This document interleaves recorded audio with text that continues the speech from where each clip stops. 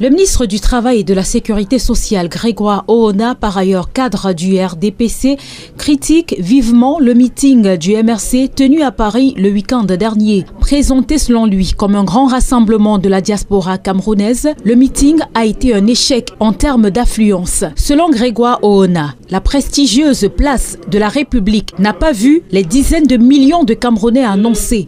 Même pas 5000. Il tourne aussi en dérision l'annonce de la protection de Paul Biya et sa famille qu'il juge inutile et douteuse. Dénonçant la sortie de Grégoire Ohona, le professeur Jean Baïbek écrit « Ils deviennent fous. Quand ce sont eux qui font des meetings pour Biya, c'est normal. Mais pour les autres, ils ont toujours à dire. » Dans la même lancée, le ministre Jean de Dieu Momo critique avec ironie le meeting du MRC, censé rassembler massivement la diaspora camerounaise, mais qui n'a connu, selon lui, qu'une très faible affluence. Contrairement à ces deux ministres de la République, Maître Christian Timban adresse ses félicitations aux Camerounais mobilisés à Paris pour soutenir le professeur Maurice Kamto. Il regrette cependant qu'un tel rassemblement n'aurait probablement pas été autorisé au Cameroun sous prétexte de troubles à l'ordre public.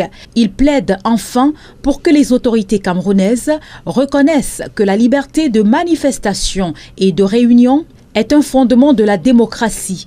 Elle favorise, dit-il, le débat citoyen, réduit les tensions politiques et permet à chacun de faire de la politique de manière constructive et apaisée. Calixte Beyala, dans sa sortie, elle, rappelle qu'organiser un meeting en France est souvent une nécessité pour les opposants camerounais, étant donné qu'ils sont reprimés dans leur propre pays. Elle conclut en soulignant que réunir plusieurs milliers de personnes en France en un soir est un exploit, car cela se fait sans moyens institutionnels ni appui logistique. Et surtout, elle appelle à ce que les opposants aient enfin le droit de manifester librement dans leur propre pays et que la jeunesse africaine puisse y vivre dignement sans être poussée à fuir vers l'Europe.